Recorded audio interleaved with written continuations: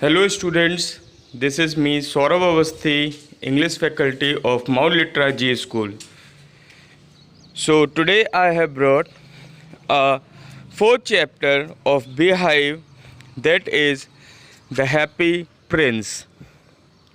Here in this story we will see the kindness and the generosity of Prince after his death. So let's begin the chapter The Happy Prince. Once upon a time, a beautiful statue stood in the middle of a town square. It was the statue of a prince. His body was covered in shiny gold leaf, and his eyes and the dagger on his belt were ornamented with precious gemstones.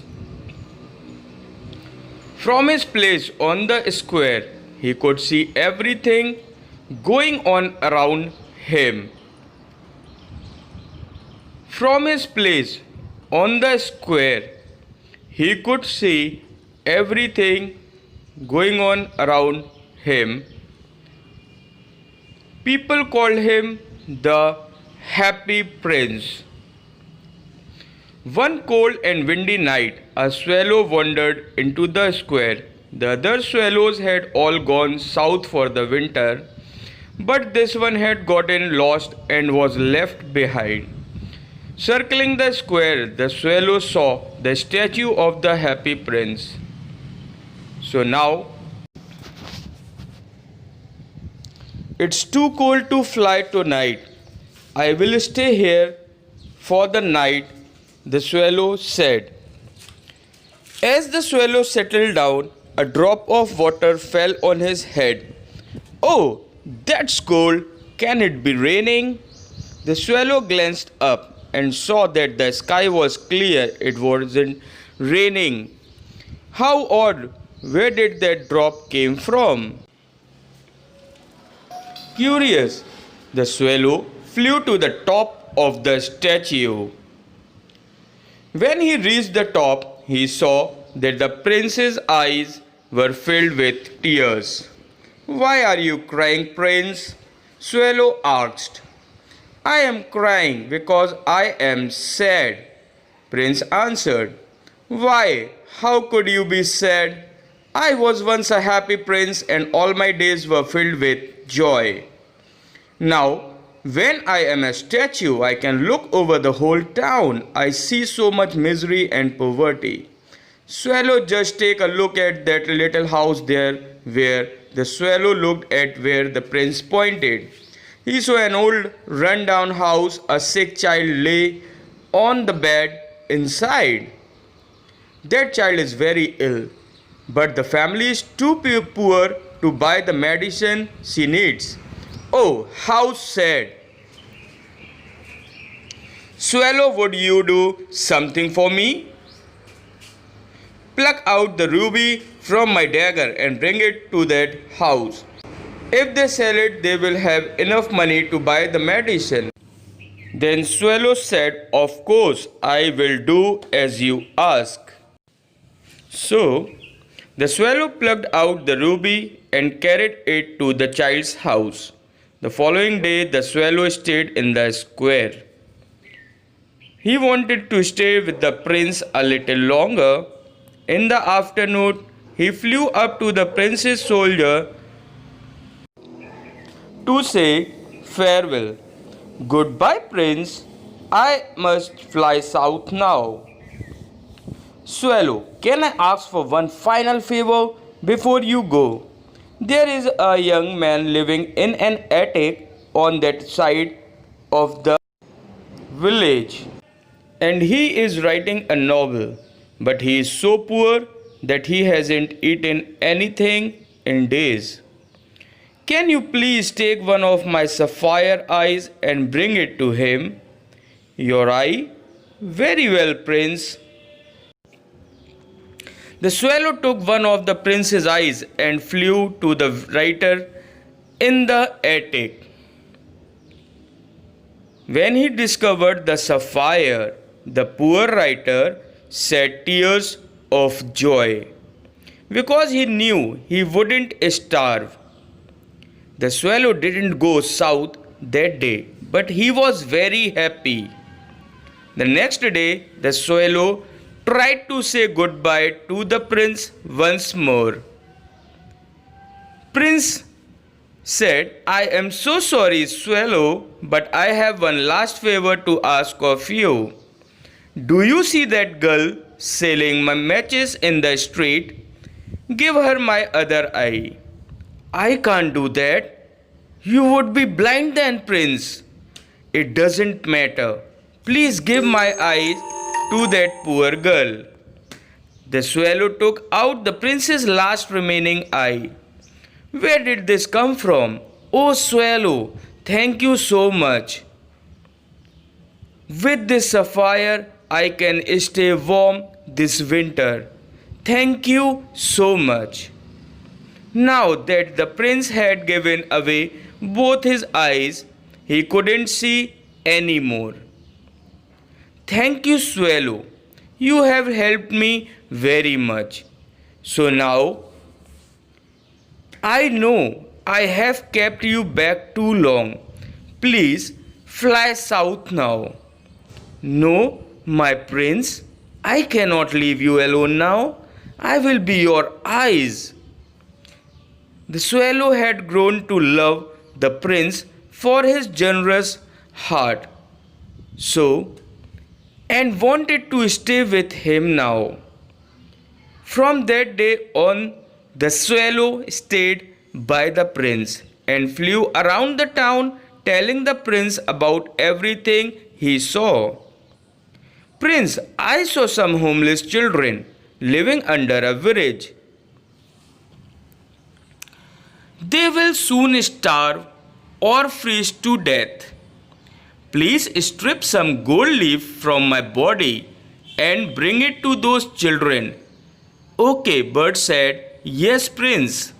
Every day the swallow would strip bits of gold from the prince's body and bring them to those who were ill or in need. As more and more people became happy, the prince's body grew more and more ugly now. Now winter came and the swallow could feel his body freezing. One snowy day, he flew up to the prince's face and just kissed him. Thank you, my prince. You have taught me the true meaning of happiness.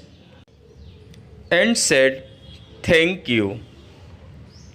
As he said those words, the swallow fell to the ground, and now finally, at last, he died.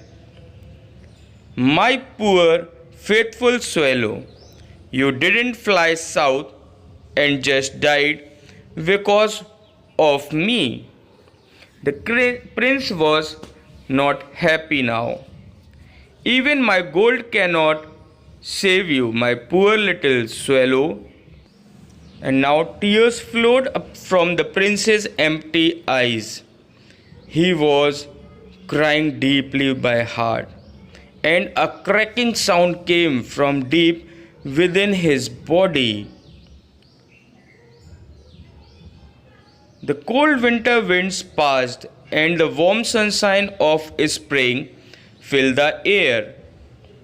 The villagers emerged into the square to drink in the sunlight and saw what had become of the prince's estate. They started gossiping. They pointed their fingers at him, saying, look at that. What has happened to the statue? It looks dreadful, more like a homeless prince, and now no more a happy one. This statue is making the whole square look grubby. We've got to tear it down right away. The villagers tore down the statue and cast it into the fire to melt it down. Oddly, as the statue melted away in the heat, the princess' lead heart remained looking down over the earth. God turned to one of his angels and said, "Bring me the two most beautiful things in the world." And that angel said, "Yes, Lord." The angel floated down to earth to find those two beautiful things and brought back the frozen body of the swallow and the prince's lead heart which was there on earth. God was very pleased to see those two things. The people do not understand what true happiness really is, said by God.